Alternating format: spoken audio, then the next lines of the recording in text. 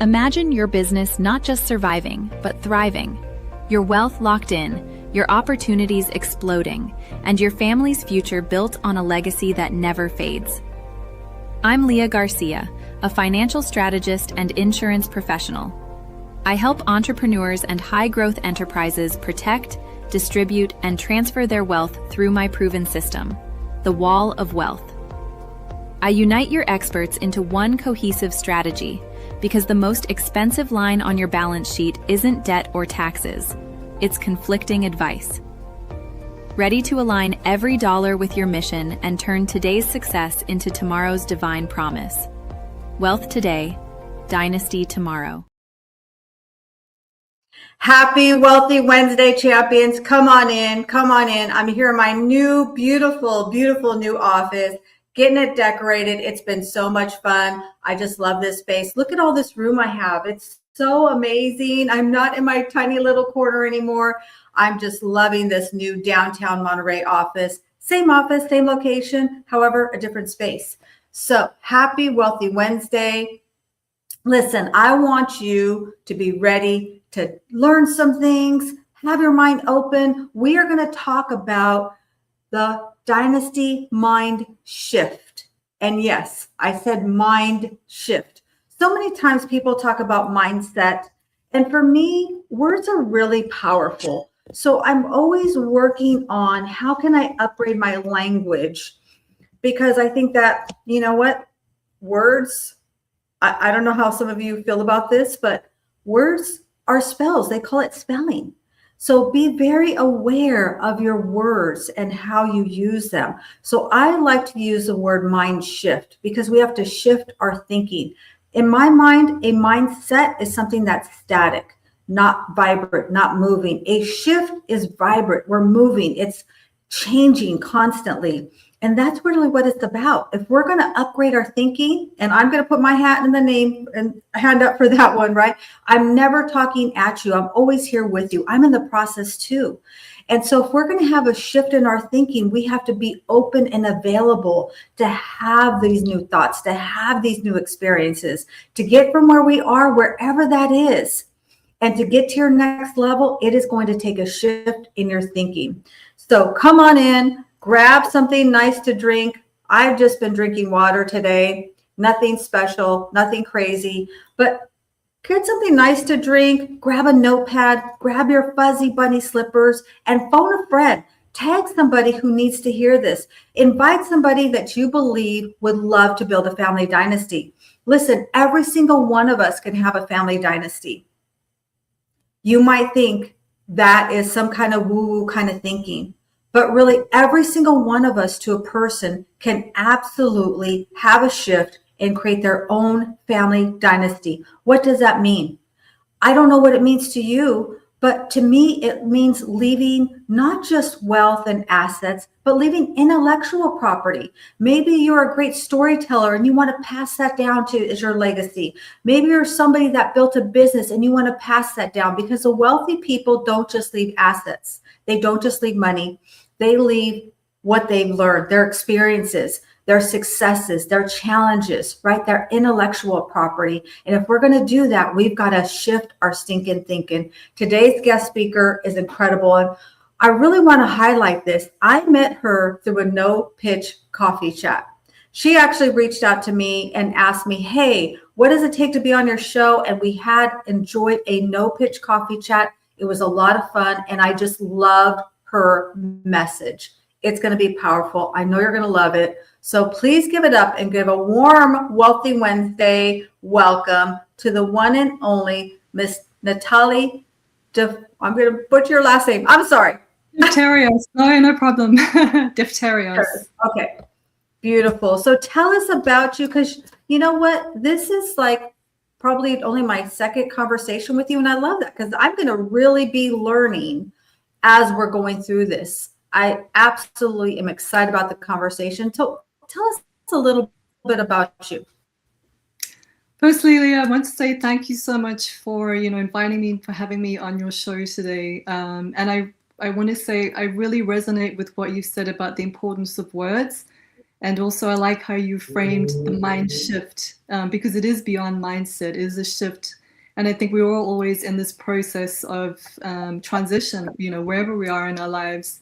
And if we can adopt this way of thinking, and always expecting some sort of change, it can really set us up for success, let's say. I love that. Yeah, thank you so much. So we've got a lot of people here that want to welcome you. Tell us about what you do. I love this conversation. I know this is going to be some new information for some of you, but again, be open, right? If you're coming here, it's because you have an open mind. You're not static thinking. We're always in the next level of our own development. Absolutely. So I work with visionaries, creators, leaders, people who really want to level up in their life, people who want to make some change. And I specifically work with people at a deeper level to uncover and face, the deeper patterns and the energetic influences that are shaping their reality, so that they can release that and then they can move forwards with clarity and with alignment. And I think a lot of people have repeating patterns. And so, why I really like what you said about mindset is that sometimes, logic alone and mindset, they can only take you so far. And a lot of the time there are deeper influences, from, let's say, your earlier years, and even from ancestors that are kind of tethering you back, that are holding you back from moving forwards. And it's almost, I feel like pretty much everyone has gone through this state where you know where you want to go, you have a vision for it, and it's almost like there's an energy, a tether that's holding you back from moving forwards. And so that's where I work. I help people get to the root of that and shake it loose, so they can free themselves of that and then move forwards. Yeah. Absolutely. I'm constantly looking for patterns in my own day-to-day, because I think those patterns sometimes can be not serving us. And so Yeah. I'm looking constantly for pattern interrupts. How can I change this? What can I upgrade here? I'm not saying that I'm perfect at it, but I'm always kind of at the end of the day reflecting, okay, what's a pattern here? Because they're blind spots for us, right? I want to welcome a few people who joined us. We have the one and only, the queen herself is here. She's our mentor, actually, on LinkedIn. She absolutely is our mentor. I adore her.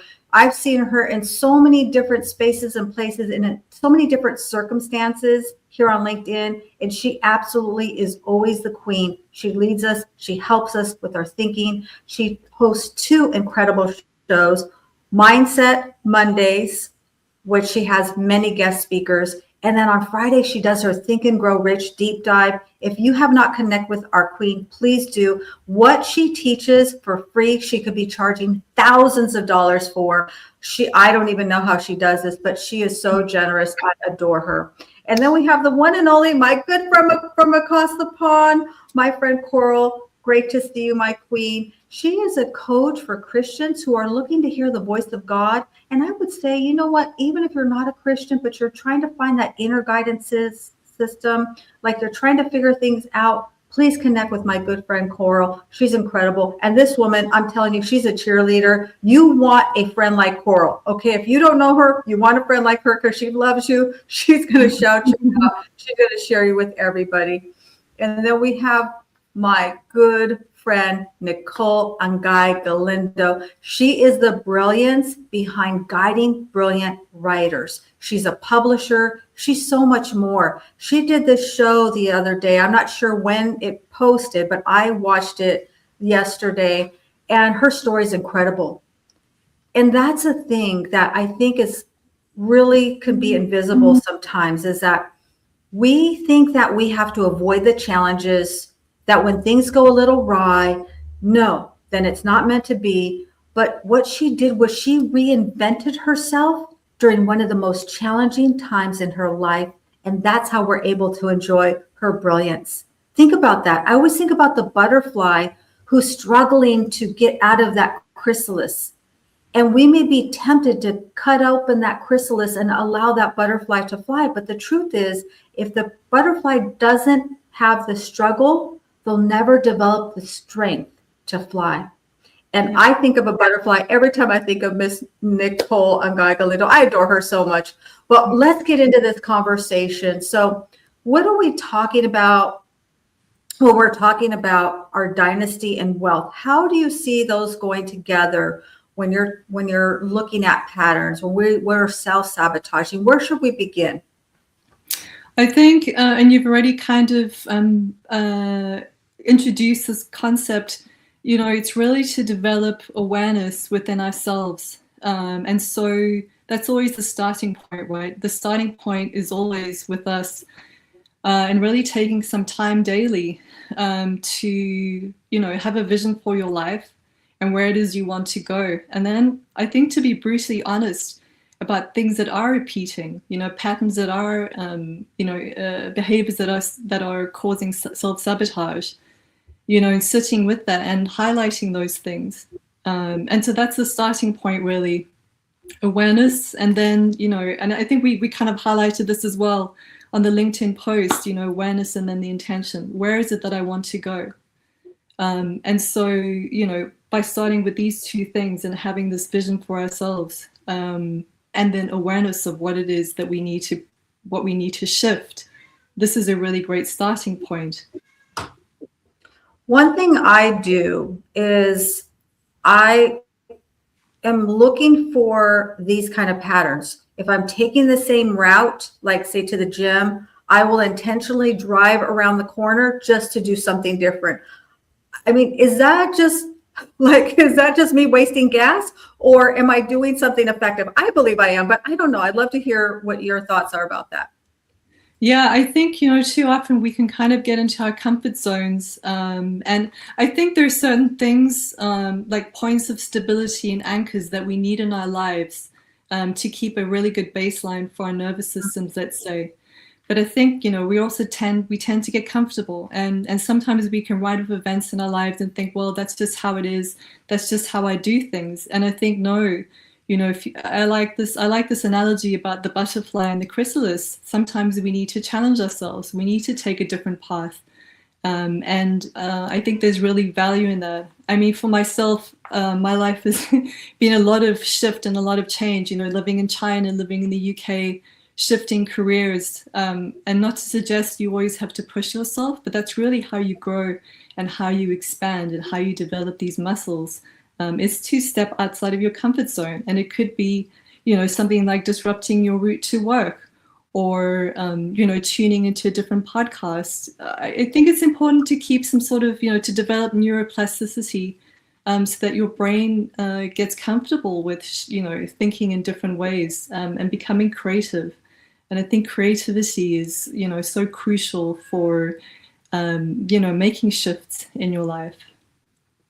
So that brings up two questions for me. Okay. I want to go back to the neuroplasticity, but I want to ask, how can we decide between what are anchors that are good for our nervous system and patterns that we need to interrupt? How can we distinguish the difference? Yeah, so I would say, anchors for stability, this really comes down to environment. So, a safe and stable living environment, having your basic stuff, looking after your body, exercising, eating good food. I'm really talking about the basic things that often people overlook, and yet we all know what is good for us. And this is foundational stuff, having a couple of great people in your life that uplift you, that want the best for you, that are going to support you. This I would say, these are the anchors. And then in terms of the things that we need to shift, if we keep getting into conflict, if we keep on experiencing the same problems, I think, at some point, too often, we could kind of point the finger at someone else and say, oh, this person did this to me. And no, actually, who's the common denominator? Who's the common denominator? And this is, it can be painful to have that realization, but actually to have this realization can be a great, great liberation, and for shifting patterns. Yeah. That's so good. Absolutely. I have a little story that me and my precious grandson created. It's called Magic Maverick and the Treasure Map. And so many times people are looking for the treasure out there, but really when he finds the treasure, he opens up the treasure box and he sees his own reflection. It's a story that we made over probably multiple months that we created this story. And it's a little cartoon. I'll link it in the comments. But really, I want people to understand that everything that is going on with us, I know this is so hard, you guys. I'm not saying this is easy, okay? Everything, whether good, bad, or indifferent, it comes back to us. It is us. It's not about the mortgage company. It's not about the contract that they go through. I know we all want to blame other people, but really we have to look at what is going on with us. And that is a difficult thing to do. I want to welcome a few more people that we're to dive into the neuroplasticity because I really want to understand that better. I want to welcome my good friend, Coach Carrie Willis. If you don't know her, Great Finances, she's also Great Finances on YouTube. She's a cheerleader. She's a financial dominator. And also she's somebody that I have so much respect for because she's somebody that shows up. If you're in her little tribe, she shows up, she's typing away, she's interacting, engaging. And for me, what that does is it reflects back on her and her character, right? She's a generous soul, generous spirit. Thank you so much. It's great to see you, Coach Carrie. And then also we have my good friend, Merrill. Oh my goodness, Merrill. I'm always so overjoyed when I see him. He's somebody that, and I don't even know how he does this. I don't know how he does this, but he highlights all of the LinkedIn events. He shares them out. He invites people. He is just that behind the scenes, posting, sharing everybody's content. I appreciate you, Meryl. Great to see you here from New Jersey. I absolutely adore how much you give. I would love to think that you do it only for me, but he does it every single week, every single day. I'm not sure how he does it, but he's incredible. And then absolutely, Coach Carrie has this comment. No pitch coffee chats. Let's make those go viral. Every time I say that, it's like so controversial. And I had no idea when I first said it that it would be controversial, but I absolutely love being controversial. I step into that being controversial because I'm going to flip the script. I'm here to shift your mind thinking when it comes to money and wealth. So tell me about neuroplasticity. I've heard it explained many different ways. I love Dr. Joe Dispenza and his work, but how would you help us to understand neuroplasticity?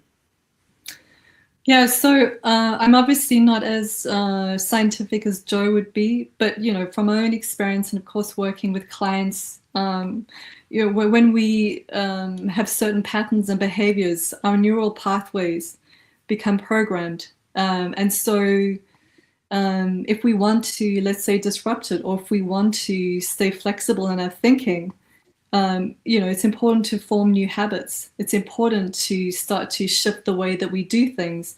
And as we, repeat these new patterns, repeat these new habits, the neural pathways rewire essentially. And so this is neuroplasticity.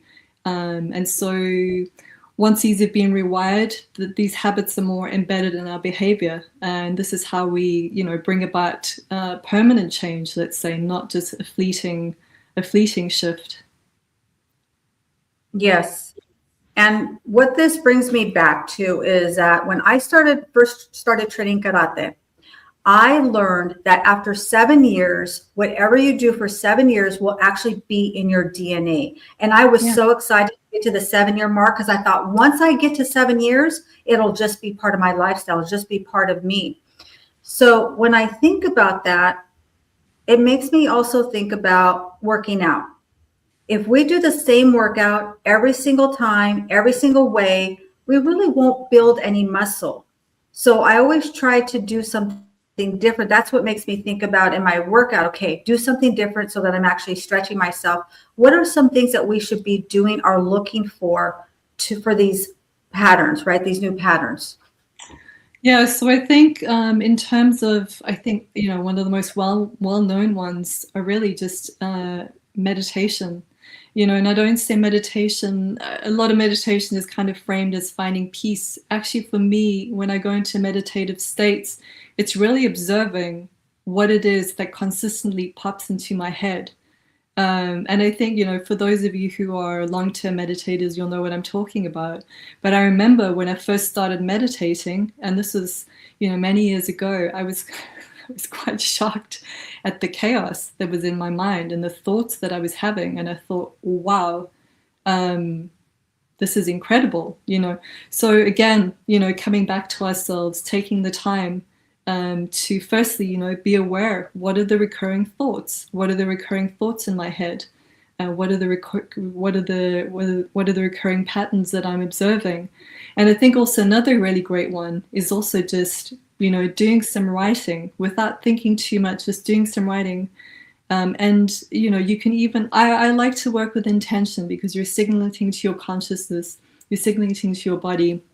This is what I want to focus on. And, whenever we do this, it's remarkable, actually, the sort of things that are brought to your awareness, So even a writing exercise saying, okay, what is it I need to shift? What are the patterns that I need to shift? And just doing kind of a freestyle writing session and see what comes up.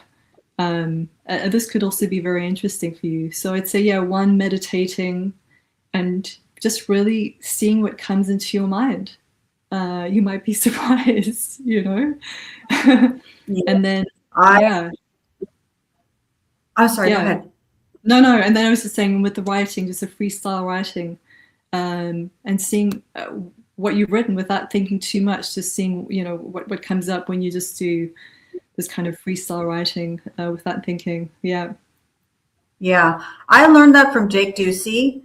He tells a story about his teacher, his English teacher, that said you have to write for 30, I think it's 30 minutes.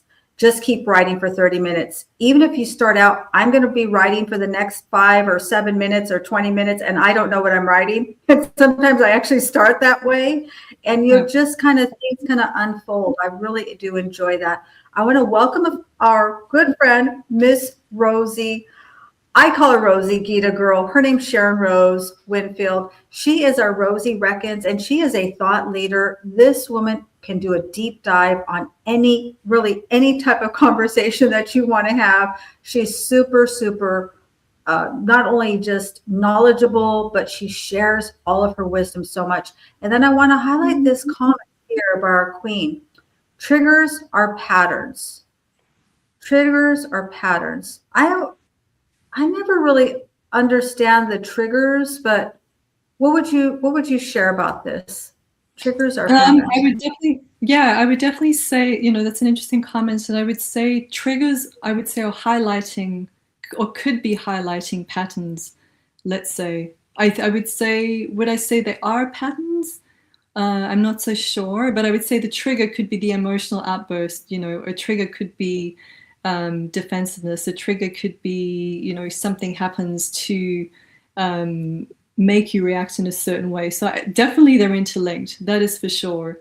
If you keep getting defensive in a situation, if you keep getting emotionally volatile, if something keeps repeating and it triggers you, then that's something to be digged into, let's say, to see what's underneath the trigger, and that will be causing the patterns. So definitely interlinked. Yeah. Okay. This is how I interpret triggers. Whenever there's something that impacts me, let's say in a way that doesn't make me feel good, that's how I think of as a trigger. Then I always look to, why is this happening? It's probably something in me. And this is what I mean by that. And our queen talks about this. I've heard her talk about this, and she's one of the few people I've ever heard say this. But, if there's ever somebody that just kind of hits you the wrong way, what I've found in my journey is that it's because it's reflecting back something in myself. And that's a hard conversation, because sometimes it's not the best light that you're seeing that person. And so it makes me reflect back on myself. Okay, what is it in me that I need to adjust that I see in that other person? Does that make sense?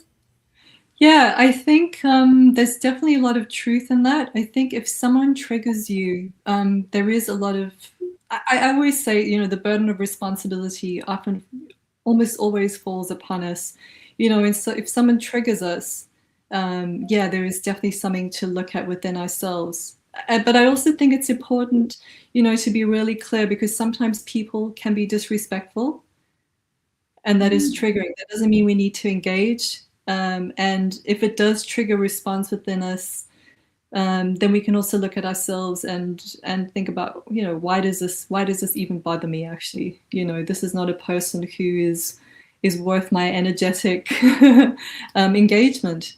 So yeah, a lot of the responsibility is with us, but I think it's also important to be really discerning and be like, oh, actually this person's being disrespectful, and it is making me feel a certain way, and that is also okay. So I think, yeah, I think it's just to be clear about that too, that, there's a trigger, and then there's also, okay, someone's being rude, and that's making me feel a certain way. Yeah.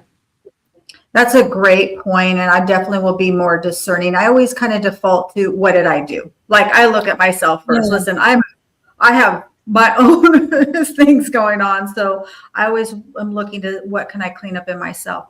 So how does this all connect to wealth and dynasty? I love to talk about dynasty. I truly believe that every single person that knows me, talks to me, has heard of me, watched a video, it's because they're the one in their family. I truly do believe that. And it doesn't necessarily mean that they amass a fortune of wealth and assets. Maybe it means that they're the first one in their family to be debt free. Maybe it means they're the first one in their family to send their kids to college. They're disruptions again, right? You are the disruptor. You're changing that shift. So how does this equate to our money? Yeah. So are you talking in terms of, how behaviors, or how? Let's start with our patterns. Yeah, let's start with patterns. How does that equate to our wealth?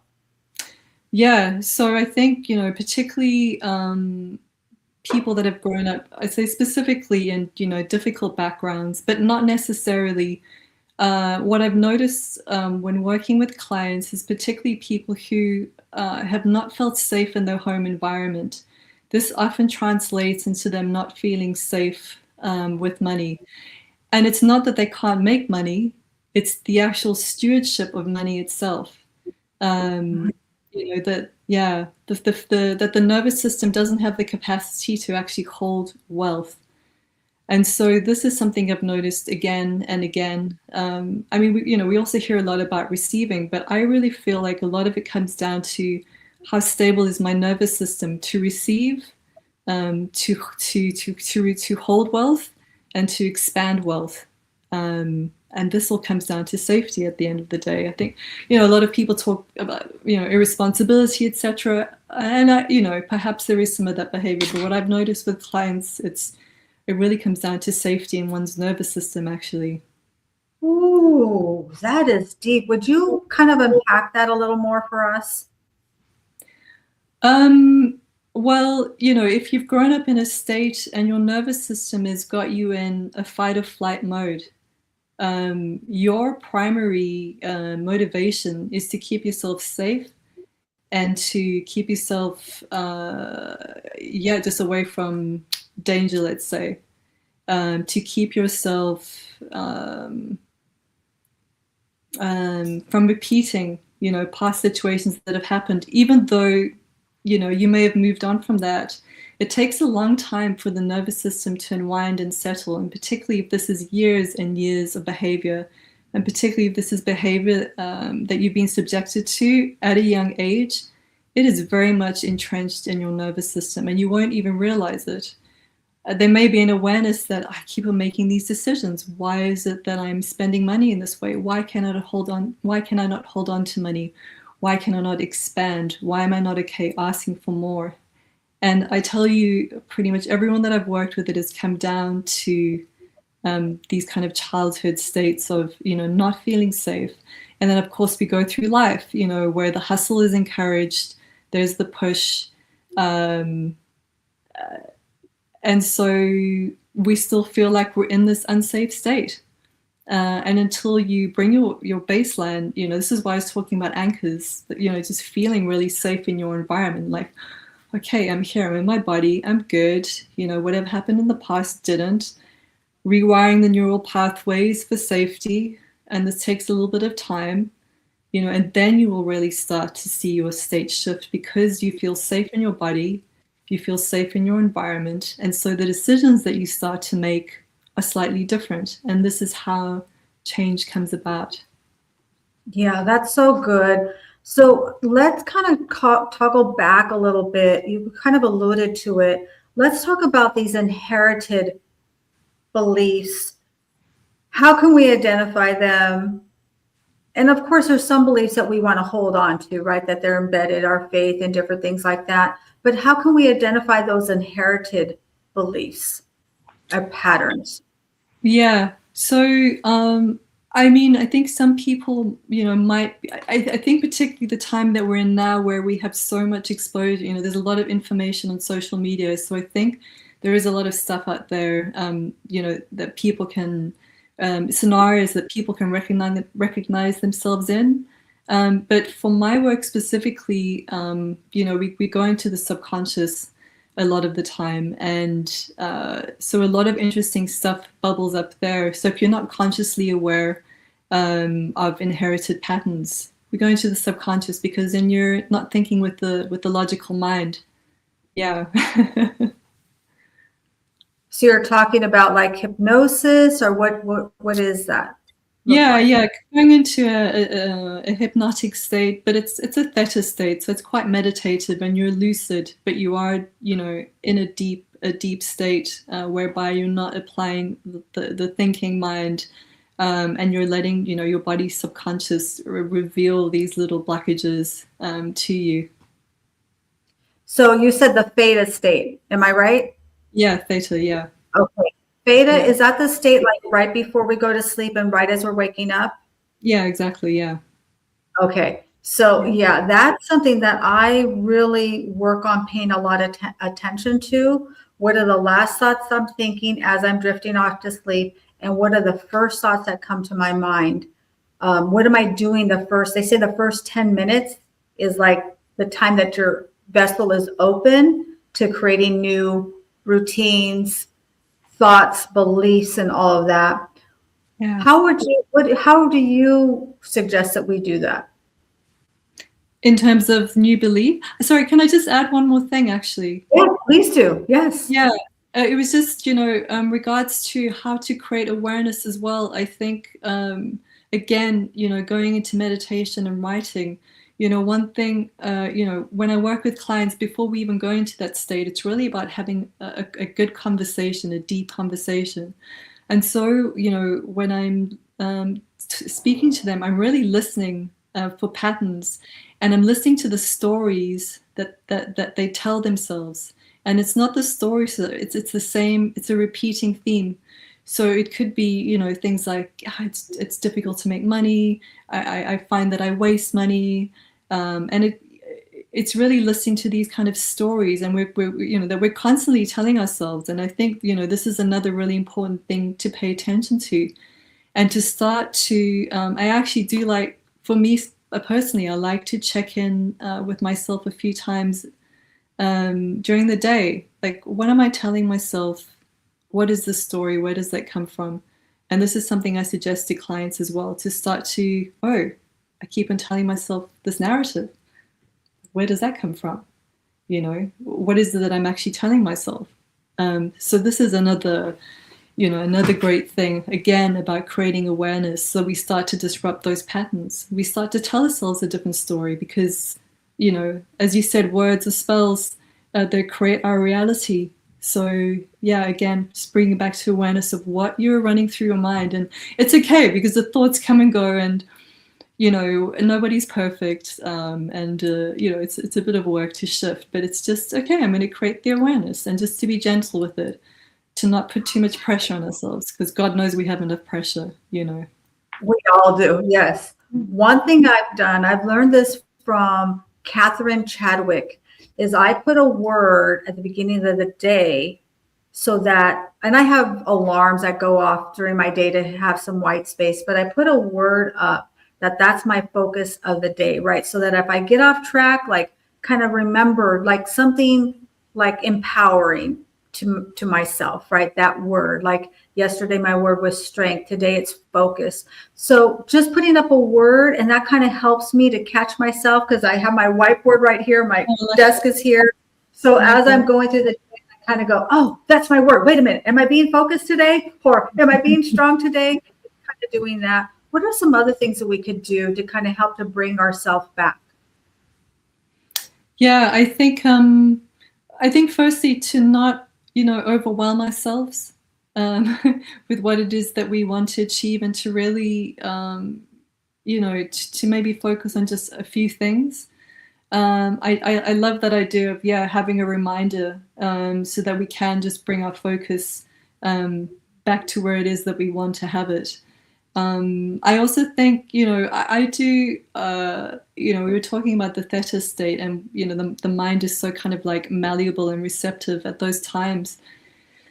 And I think just a calming, kind of meditation. I actually do listen to some Joe Dispenza meditations upon awaking, or just before I go to sleep, just to kind of, send myself into that state before I, go into the dream state, or upon waking, so that I'm really, framing myself in that energy for the day, or to take that into the dreams. Yeah.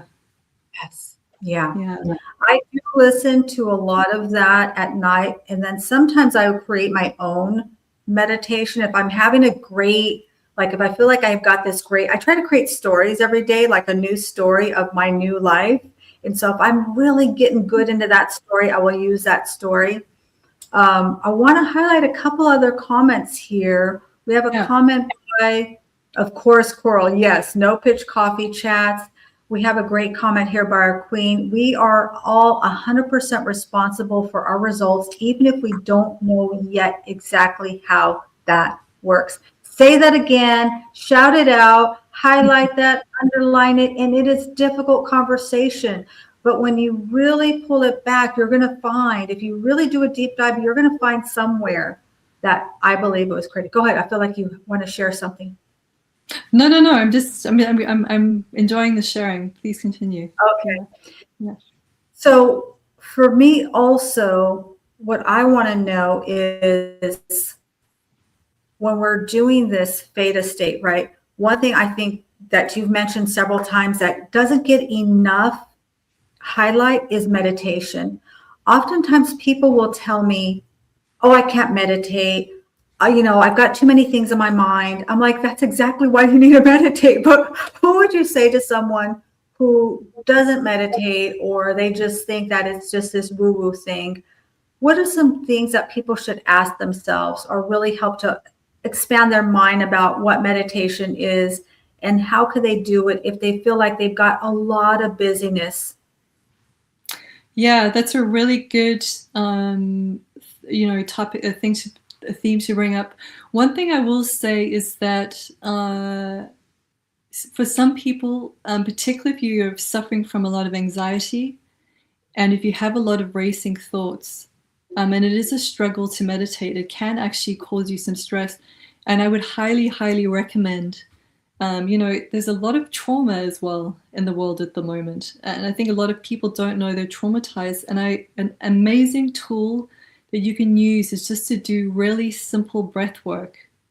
Yes. Like, to not put pressure on yourself with the meditation. If you can't do it, okay, fine. Just accept that you can't do it at this point in time, because what your body's signaling to you is that your nervous system is probably, not in the parasympathetic state. And so what you really want to do is bring yourself into the parasympathetic. And it's so simple. I studied with Patrick McKeown from Oxygen Advantage.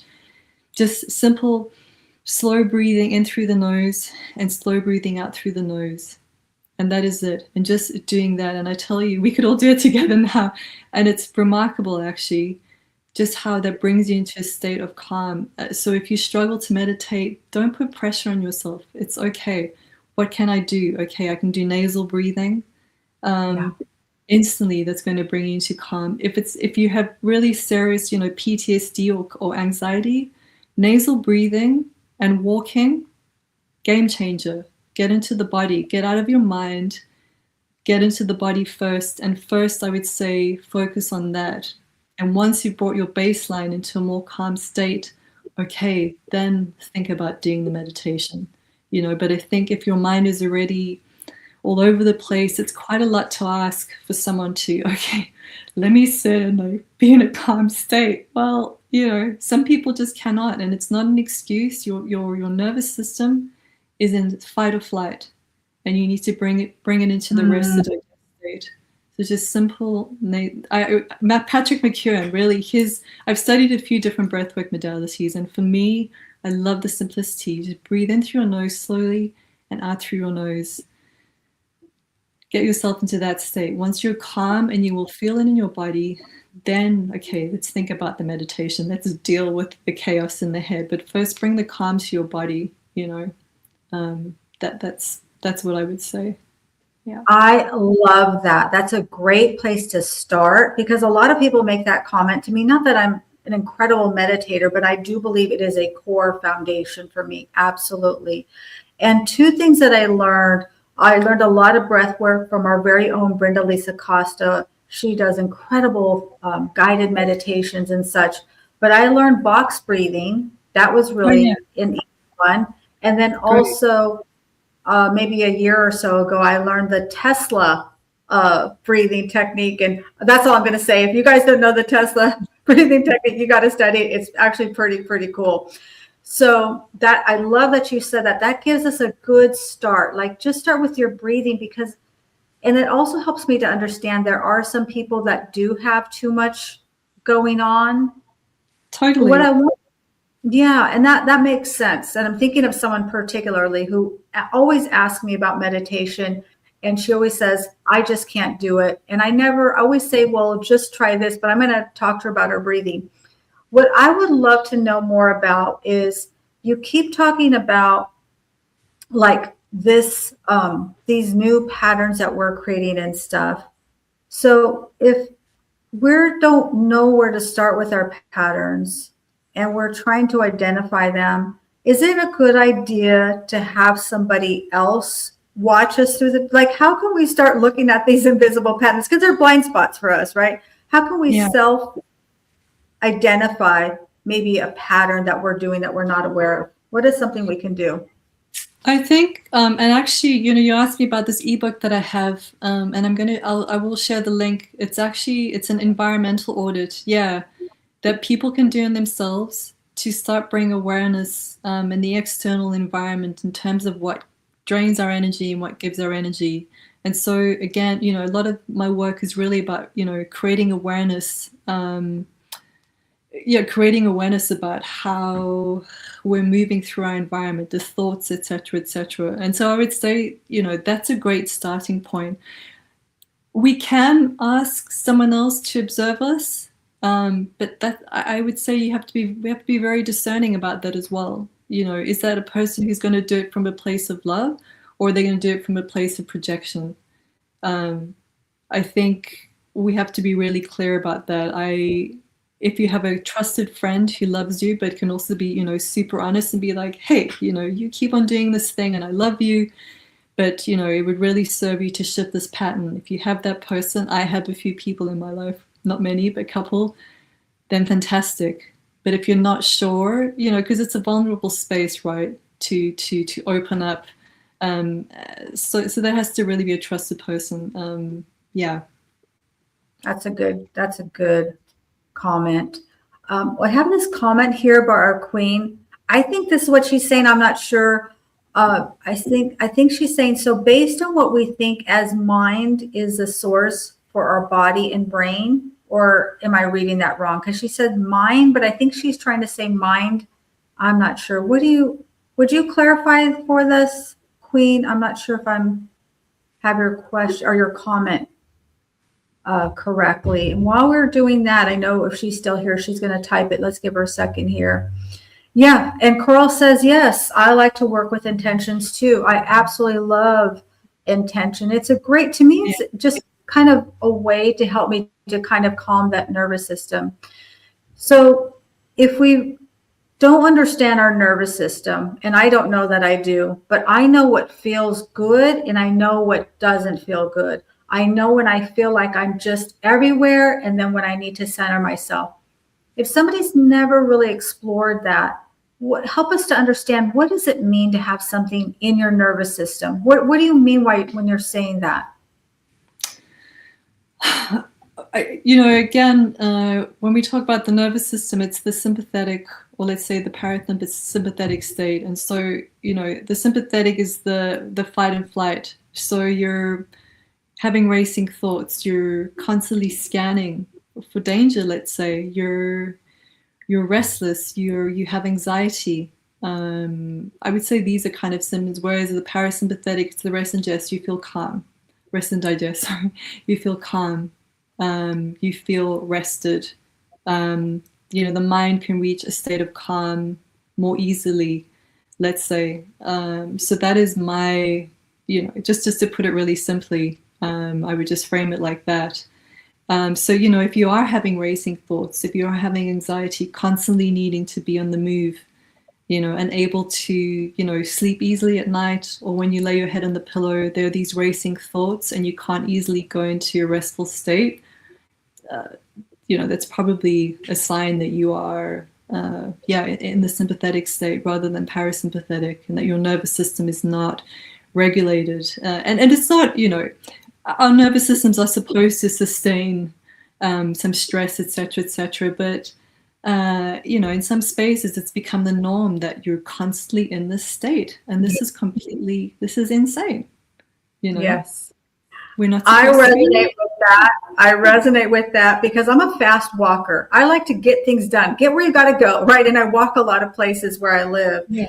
But one thing I challenge myself to do, and it's like, we plan and God laughs. If somebody's in front of me, and this is hard for me, okay, this is really difficult, but if somebody is walking in front of me and they're slow, my natural instinct is to just go around them. Okay, I will even walk around into the street to get around, like not to disrupt their pattern, just so that I can get to where I just like to walk. I just do things fast. But anyway, sometimes when that happens, I will remind myself, hey, you need to slow down. Maybe this is the pace you need to be walking. And that, I'm telling you, that is so difficult for me because I just want to get going. I want to get going. But finding ways to force ourselves to slow down. And maybe there's a thought that I need to really unpack, or maybe there's somebody that I need to meet on that road. So I don't do it every time. I'm not perfect at it, but I work on that because I think what you're saying is we got to have those moments to slow down.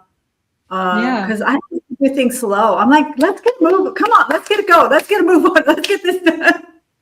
No, definitely. I think, it's okay to be on the move. And I think, different people's energy levels are different. Some people are, more fiery. They've got that energy, and it's not to restrict that.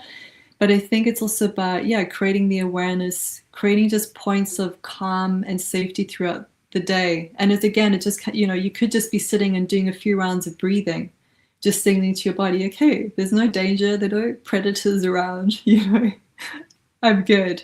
You don't need to be stressed. So just, creating those points of calm in the day and that awareness. Okay, the person's going slowly. Okay, do I need to really go faster?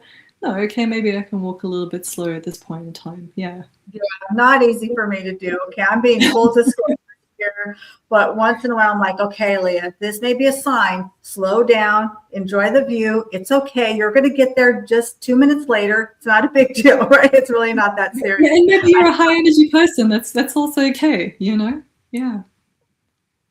I want to welcome the great Jackie Holberg, and she hosts Just Jacks and Friends. Incredible person. She's a community builder, has a heart to help. And I'm telling you, she is donating a kidney.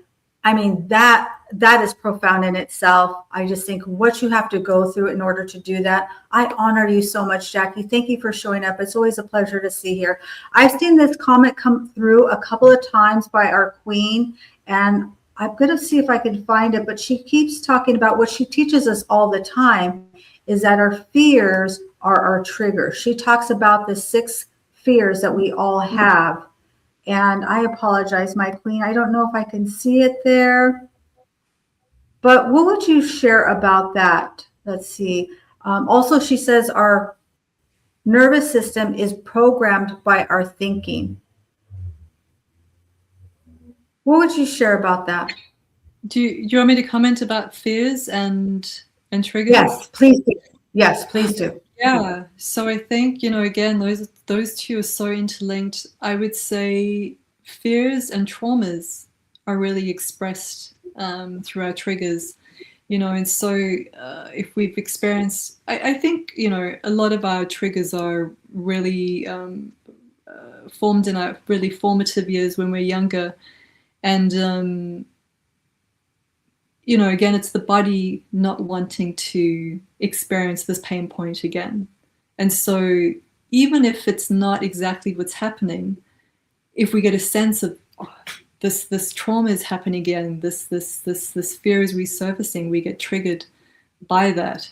And so, we get triggered in order to avoid this thing happening to us again, even though that person's intention may not be malevolent, let's say, but it's our nervous system kind of responding to an old event, and that residue is still sitting in our system. And so we get triggered by that. Yeah.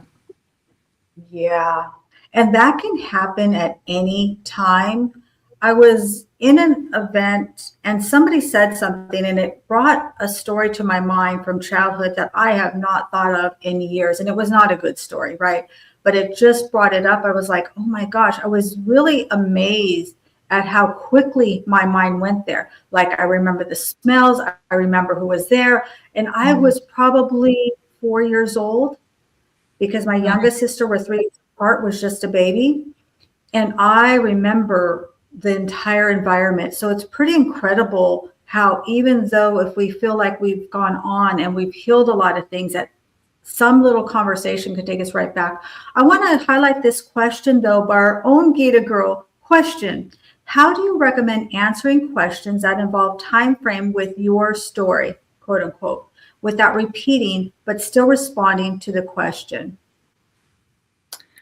Can you maybe just, I'm not sure if I fully understand. Is there another way to frame the question? How do you recommend answering questions that involve? Kind of what I'm thinking she's saying.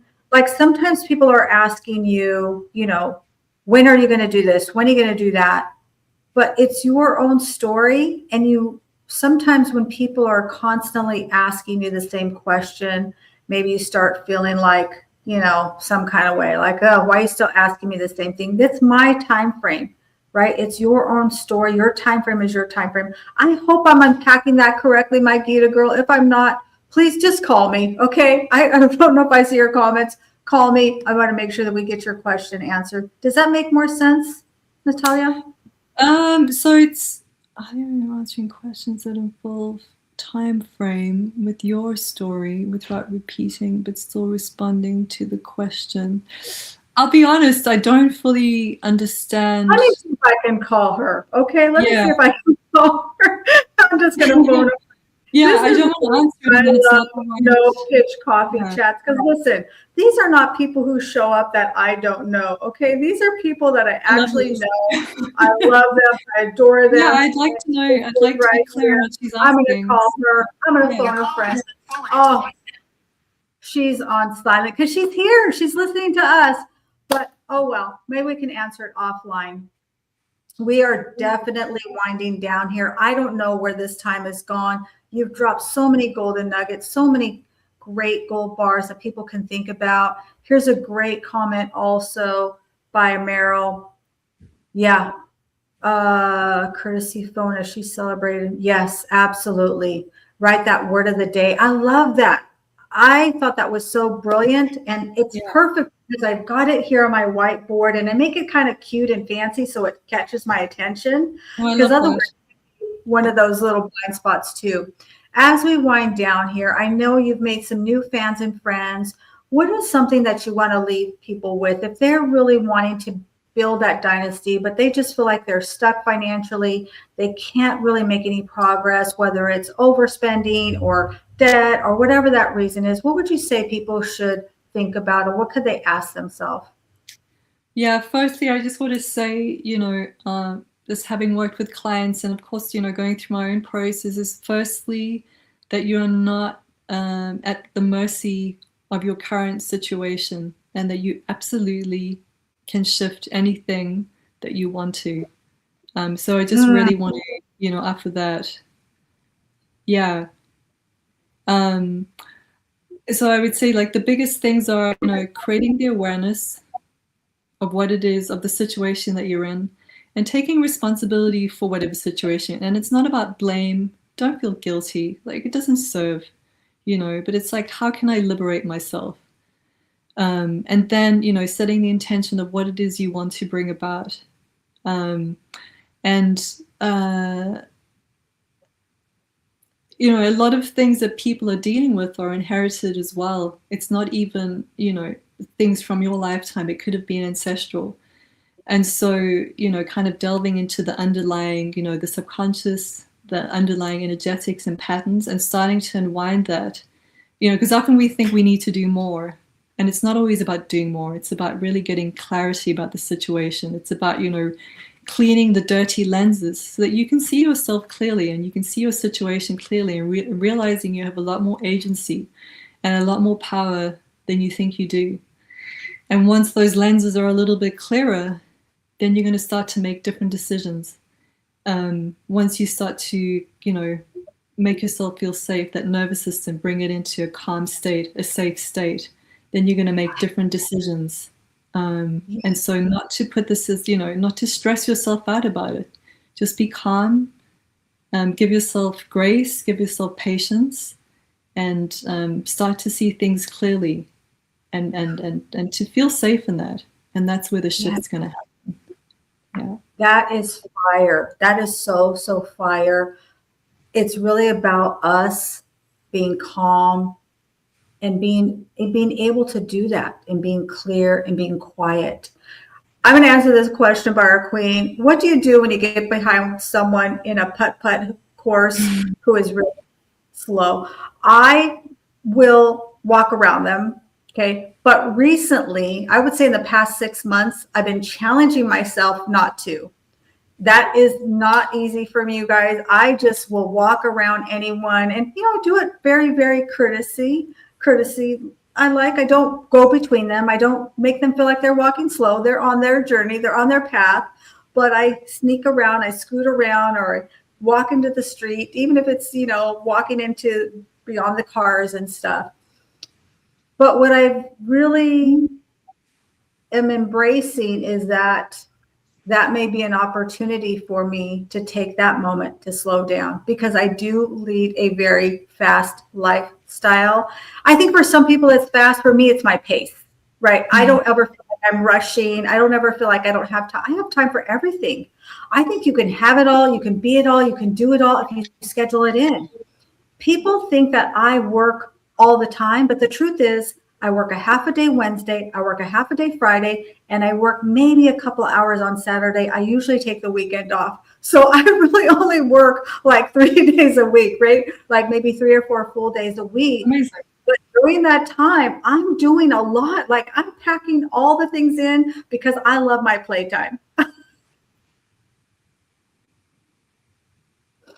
So we're going to go ahead, and I know you've got some new fans. How do people reach you? How do people contact you? I know that you're going to want to continue this conversation with you. Absolutely. I can share my website. Yes, please do. I cannot write in the comments though, so I don't know if you could share that for me. What you can do is afterwards, you'll be able to go back and share it in the comments, because you have a great website. And tell them about the free ebook that you have before we go. Yeah, so the ebook, and it's something I created quite a few years ago, and it's something that I use for myself and for clients as well. And it's just called an environmental audit. It's an audit of your internal state and your external environment, and it's really looking at people, places, thought patterns that either give you energy or drain your energy. And it's a process of creating awareness.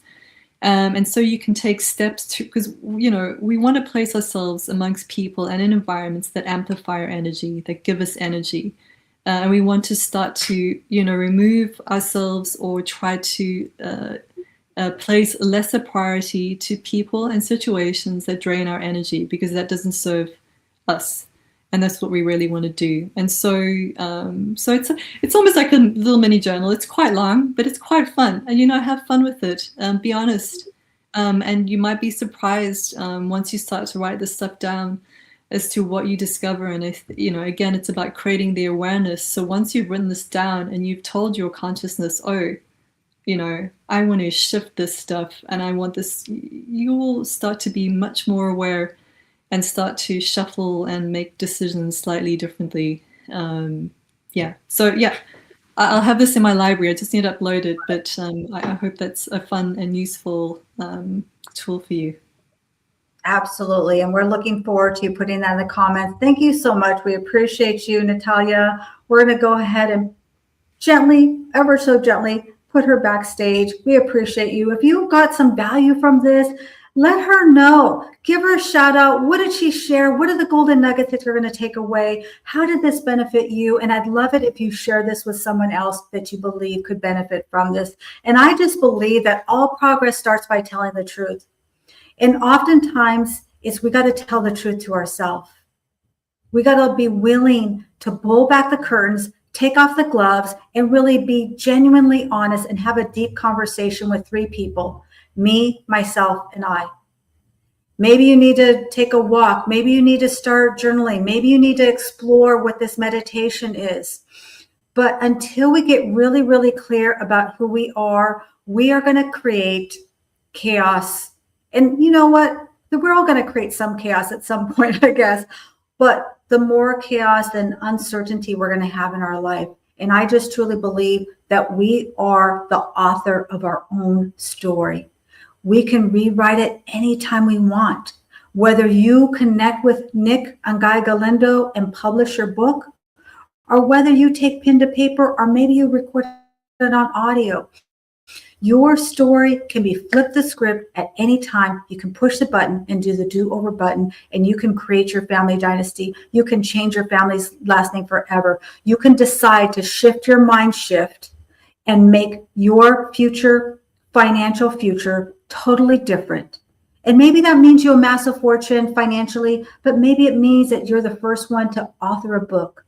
Maybe it means you're the first one in your family to do something different, like learn how to meditate. I don't know what that dynasty is for you, but it all starts with you. Thank you so much, everybody. I love you. I appreciate you. We love all the comments. And remember, I'm here every single Wednesday. We talk about wealth in the 7 areas: faith, family, finance, fitness, fun, philanthropic, because I believe that givers gain. And the 7th F is food, because number 1, I'm a foodie. And have you ever noticed food is getting costly these days? Thank you so much, everybody. Remember, I love you, Team Live, and I adore you, Team Replay. Thank you so much, everybody. Enjoy the rest of your Wealthy Wednesday. Talk to you soon. High-achieving entrepreneurs and business owners, this is for you. There's a powerful wealth strategy most business owners were never told about. Because traditional retirement plans were designed for entrepreneurs, that's where the Solo 401k comes in. The Solo 401k was built specifically for self-employed business owners, and here's why it matters. As both the employee and the employer, you can often contribute significantly more than a traditional IRA. That means accelerating your wealth, not waiting decades to access it. You may also have the ability to borrow from your Solo 401k, accessing your own capital without banks, without begging, without delays. And unlike most retirement accounts, you're not limited to Wall Street. A Solo 401k can allow investments in real estate, precious metals, and even Bitcoin. This isn't about chasing a rate of return. It's about control, flexibility, and intentional strategy. If you're an entrepreneur who wants their money working as hard as they do, download my free Solo 401k guide and subscribe to my LinkedIn newsletter. Learn more by visiting leahgarcia.io, because this is how you build wealth on purpose. Wealth today, Dynasty tomorrow.